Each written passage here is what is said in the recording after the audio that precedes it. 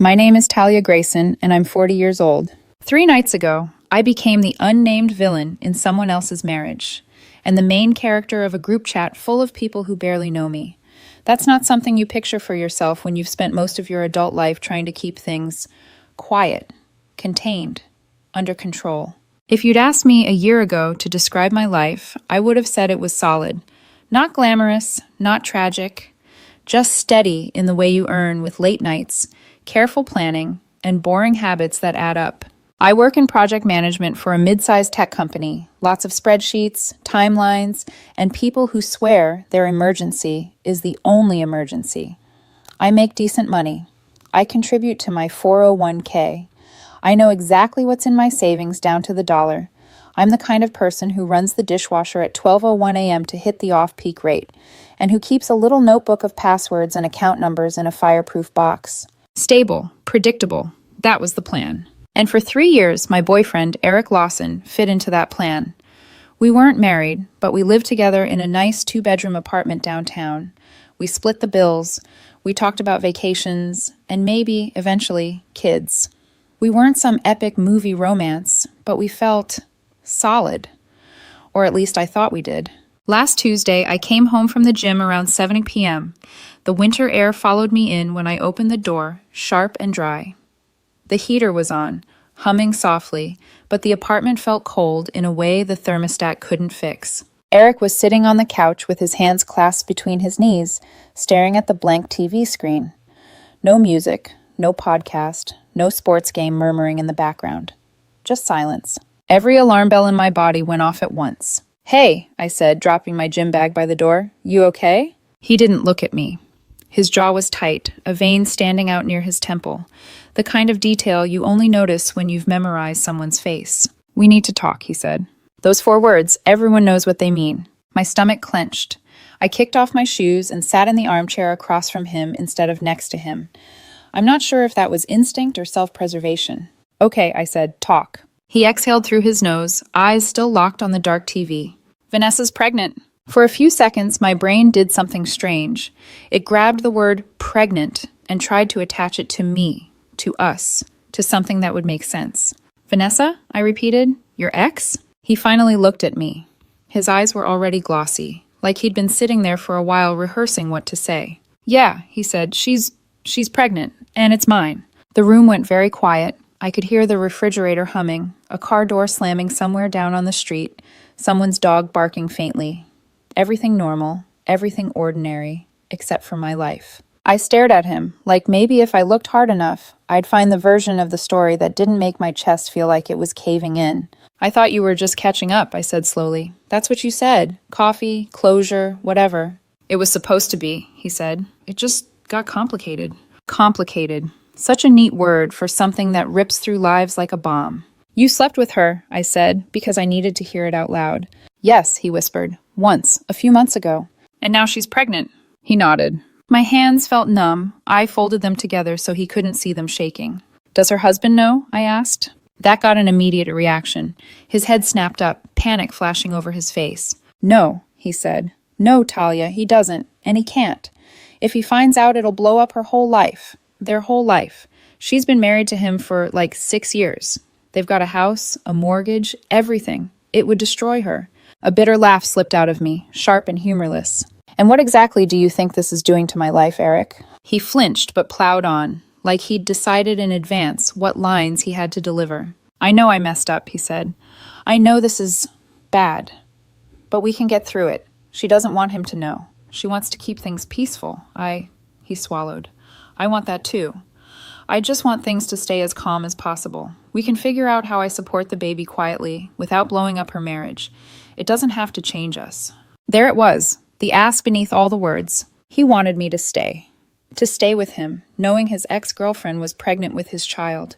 To live around the crater of his one mistake and pretend the ground wasn't still shaking.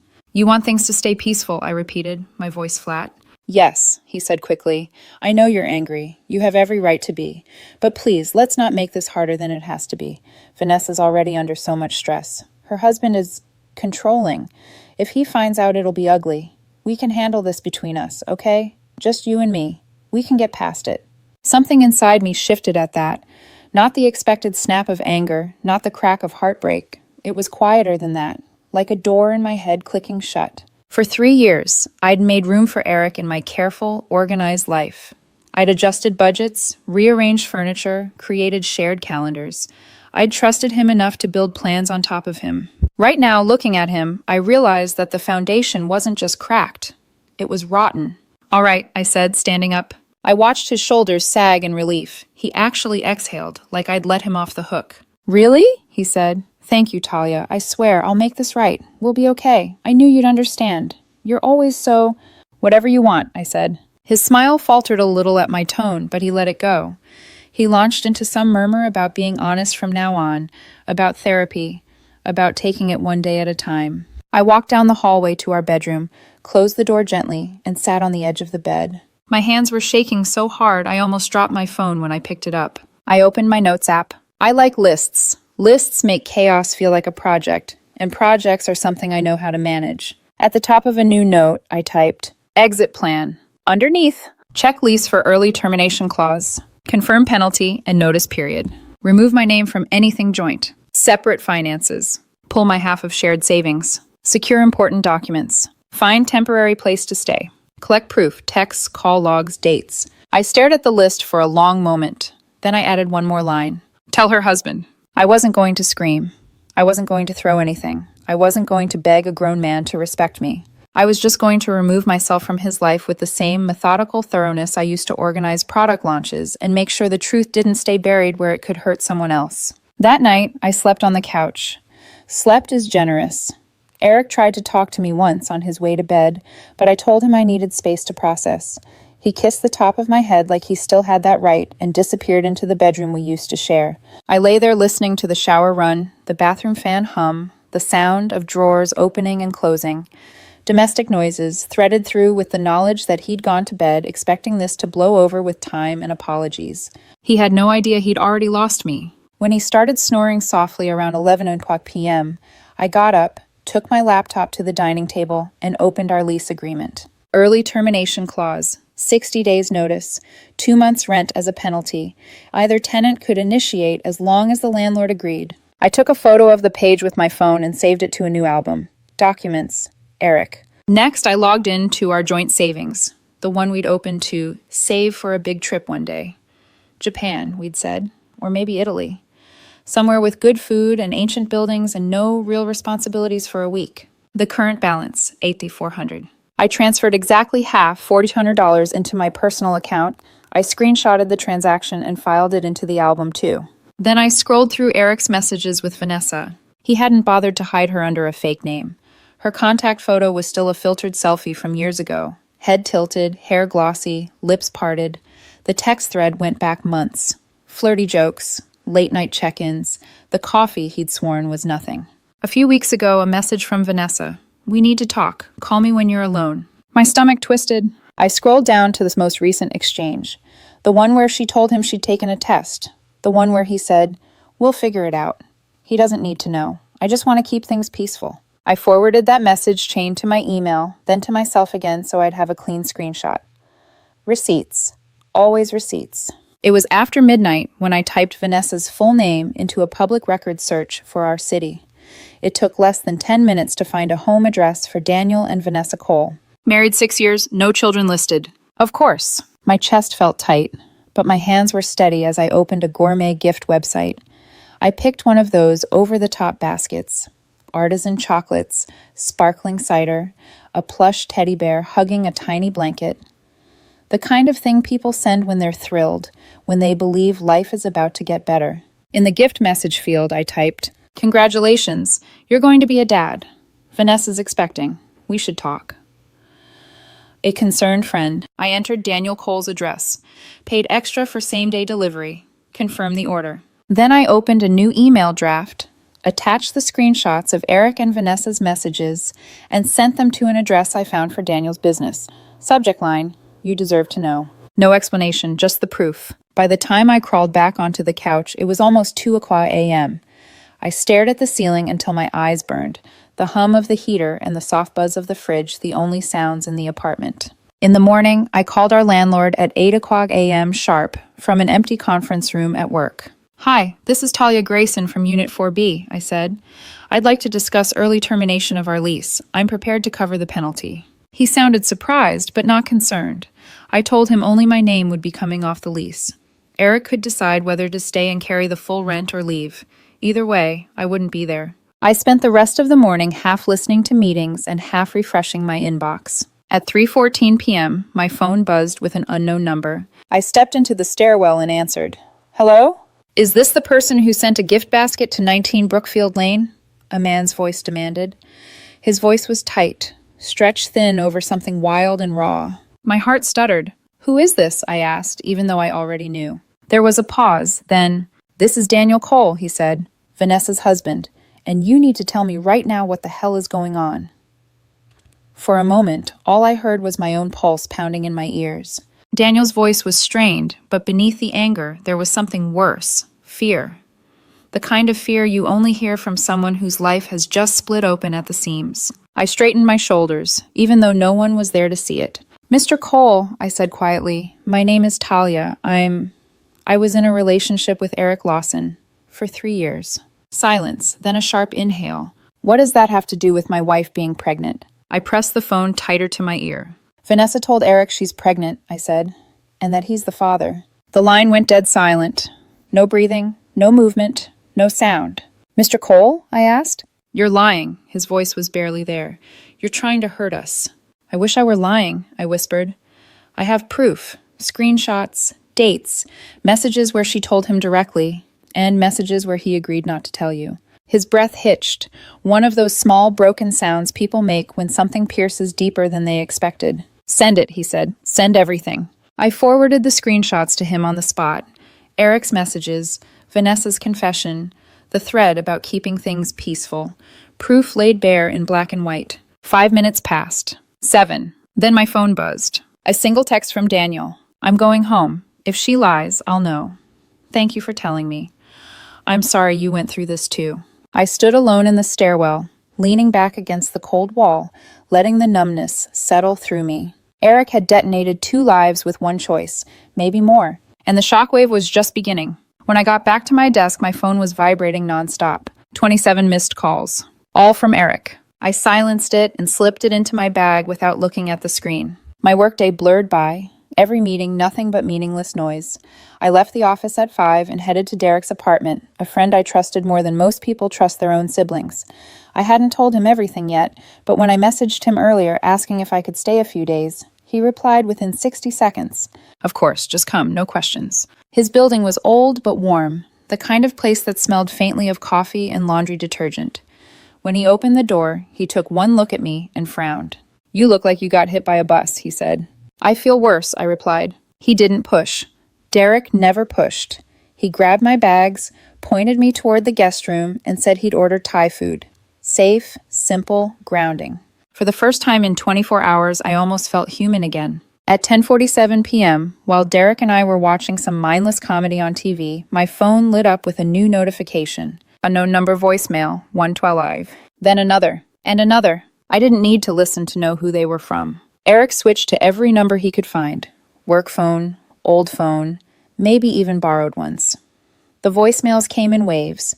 Angry, desperate, apologetic, then furious again. I deleted every one of them without listening past the first 3 seconds. By midnight, he was sending texts from a new number. Talia, please, we can fix this. Please talk to me. Then, you didn't have to involve her husband. You went too far. Then, Talia, answer the phone. I'm losing everything. I blocked the number. Derek didn't comment, but he placed a fresh glass of water next to me. I think he could feel the heat rolling off me. Rage, heartbreak, something darker I didn't have a name for. The next afternoon, things escalated. Derek and I were sitting at his small kitchen table while he worked on his laptop when the intercom buzzed.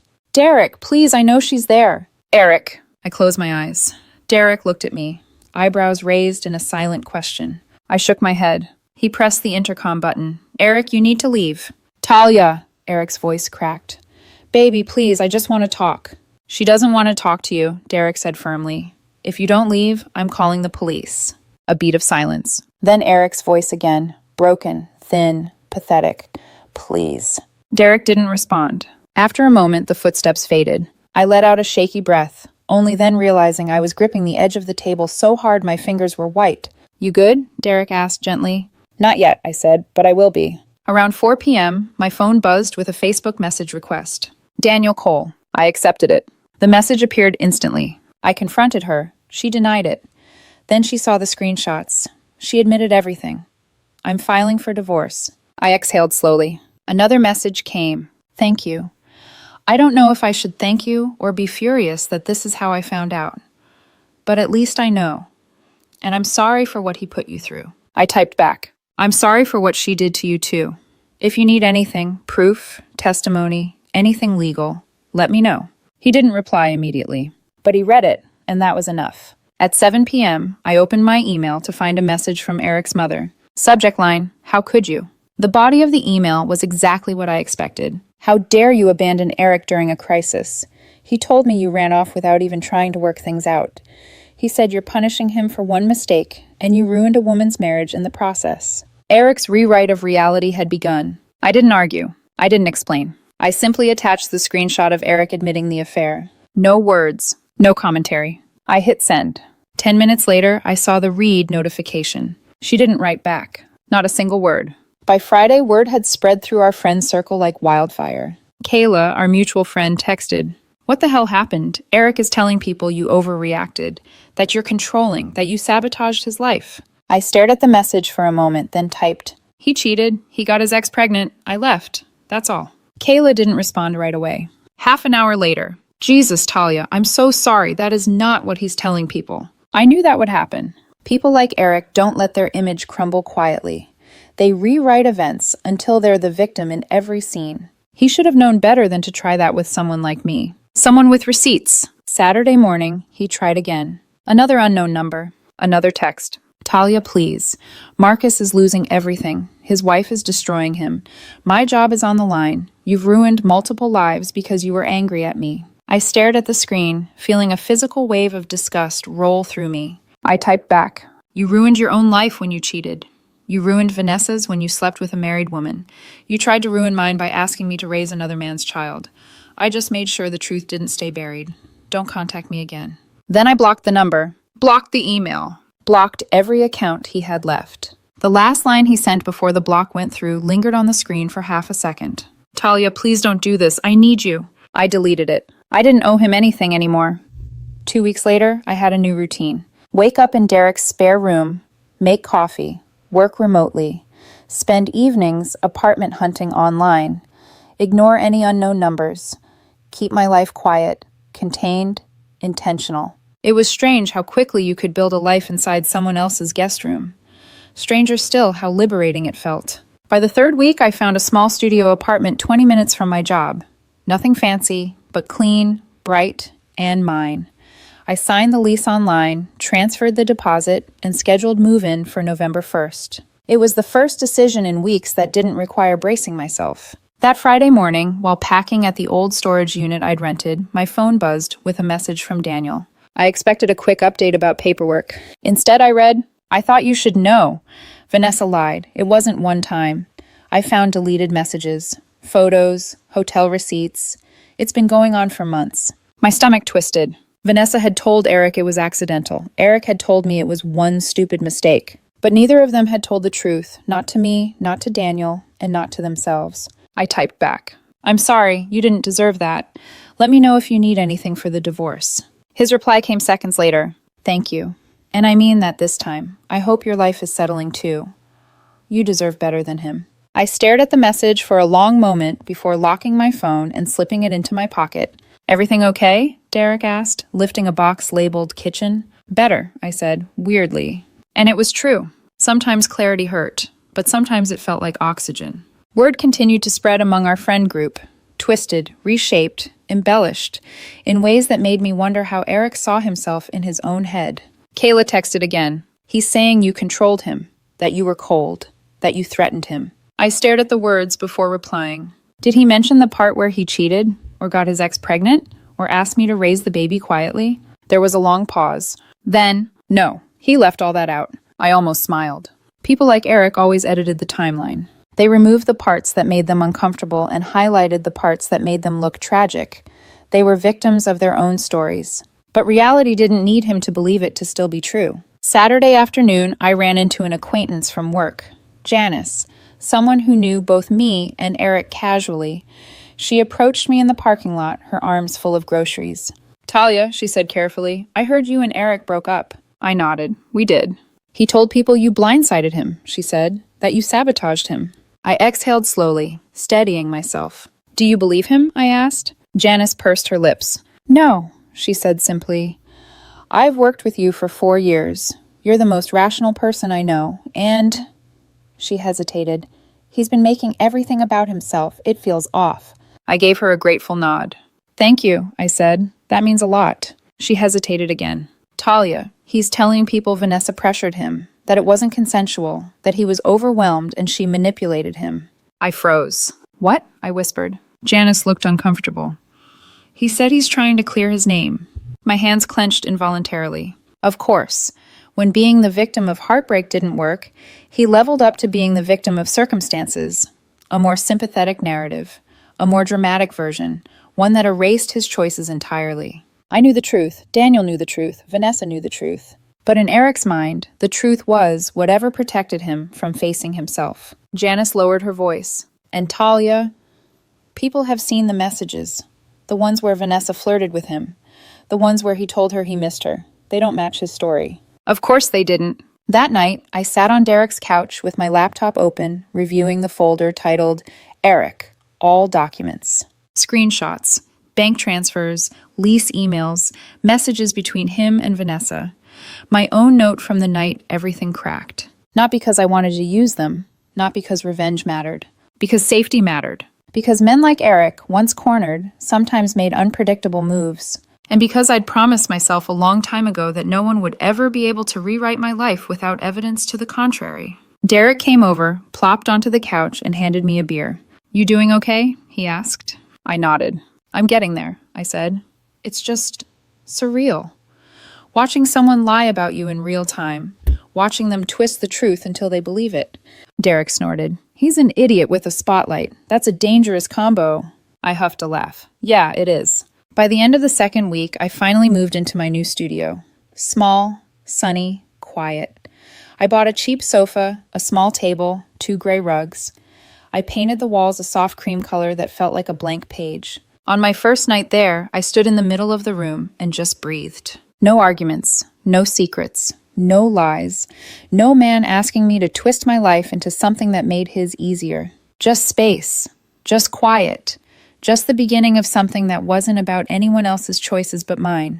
I went to bed that night with the window slightly open, letting the cool air drift in, and for the first time since Eric's confession, I slept without waking up in the middle of the night gasping. Freedom didn't feel dramatic. It felt like air. A month passed. Long enough for the leaves to change in the park outside my new apartment. Long enough for the smell of fresh paint to fade from my walls. Long enough for my life to become something that didn't revolve around damage control. I had a routine again. Coffee at 7, work at 9, evenings spent reading, or trying new recipes, or reorganizing cabinets that didn't need reorganizing. Quiet was no longer a shock to my system. It was a luxury. Then, one Thursday afternoon, my phone buzzed with a name I hadn't seen in weeks. Daniel Cole. I opened the message. "Divorce is finalized." She didn't fight it. My lawyer said the evidence was overwhelming. I exhaled, slow and steady. "I'm glad it's over for you," I typed. "How are you holding up?" His reply came quickly. "Better now that it's done. I moved to North Carolina to be close to my sister. Starting fresh. You should too." I smiled faintly. "I already have." A few days later, I walked into a small independent bookstore, one of those cozy ones with uneven wooden floors, twinkle lights draped over shelves, and coffee strong enough to resurrect the dead. I wanted a new journal, a fresh one, something that didn't carry the weight of old plans. While scanning the shelves, my hand bumped someone else's reaching for the same hardcover novel. "Sorry," I said automatically. "No worries," the man replied with a warm laugh. He was in his mid-40s, maybe a year or two younger than me, with dark hair just starting to gray and a gentle, curious expression. He wore a blazer over a simple tee, effortlessly put together without trying too hard. He nodded toward the book in my hand.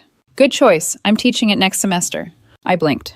"You're a teacher?" "High school English," he said. "Luke Gardner." His smile was easy, not performative, not hungry for approval, just kind. Talia, I said, shaking his hand. We ended up chatting for 15 minutes about books, about coffee, about how the city was starting to get colder at night. He asked if I lived nearby. I said yes. He said he did too. He didn't check out my body. He didn't flirt aggressively. He didn't cling to the conversation like he needed something from me. He was just present. When he finally said, "Maybe I'll see you around," I was surprised to hear myself say, "I think I'd like that." 2 weeks later, I adopted a cat. A gray tabby with one eye who blinked at me like she was unimpressed by everything except the prospect of steady meals and sunny windowsills. I named her Soup. Her adoption papers said she was 5 years old. Her shelter card said she was affectionate but dramatic. I liked her immediately. Soup settled into the apartment faster than I did, claiming the windowsill, the rug, the top of the fridge. Her one good eye followed me everywhere. It was oddly comforting, having another living creature in the space, one that didn't lie, one that didn't rewrite history, one that didn't need me to contort myself into a life that wasn't mine. Then one day, out of nowhere, a mutual friend, Jenna, sent me a voice message. "Talia, I'm sorry if this is intrusive, but you need to know what Eric's saying now." I pressed play. Jenna exhaled shakily. "He's telling people you fabricated everything, that Vanessa made it up, that the baby isn't his. He's saying you were jealous and vindictive and wanted revenge, and he's telling people he thinks the baby might actually be Daniel's, not his." I stood completely still. Soup blinked at me from the counter. Of course. The final stage of denial, rewriting paternity. I typed back, "Thanks for letting me know. I don't care what he says anymore. It's not my battle." Jenna replied, "I figured you'd say that. Just know, no one believes him. Everyone saw the messages. Everyone saw how you handled it. He's unraveling, not you." I closed my phone. For the first time, I realized something. Eric wasn't a threat to my peace anymore. He was just noise in the distance, faint, messy, irrelevant. A month later, Daniel messaged me one last time. She had the baby, a boy. DNA test confirms Eric is the father. He's paying child support. He's not involved beyond that. And honestly, it's better that way. I stared at the message for a long moment, my emotions settling into something surprisingly soft. Not sympathy, not vindication, just closure. I typed, "Thank you for telling me. I'm glad the truth came out, and I hope you get the peace you deserve." His final response? "You too, Talia. We both survived something awful. Now we get to build something better." And then he deleted his account. A clean break, a full reset. I understood the impulse. One quiet Sunday morning, I sat curled on my new sofa with Soup in my lap, sipping coffee, sunlight pouring through the window. I looked around my little studio, warm light, soft walls, clean slate, and felt something I hadn't felt in months. Home. Not the place I shared with Eric, not the in-between weeks in Derek's guest room, not the life I'd been holding together with contingency plans and emotional duct tape. This was mine. New furniture, new routines, new possibilities, and maybe, just maybe, a new someone who had nothing to do with past chaos. Sometimes I thought about Eric and Vanessa, about the destruction they left in their wake. I wondered if they ever thought about the ripple effects, the marriages and friendships and lives they'd cracked open. Then I reminded myself, it didn't matter. Their choices led them exactly where they ended up. And mine led me here, into a quiet apartment with soft morning light, a one-eyed tabby, a man named Luke, who texted me book recommendations, and a life that finally felt like it belonged to me. I wasn't angry anymore. I wasn't grieving. I wasn't waiting for the next blow. I was free.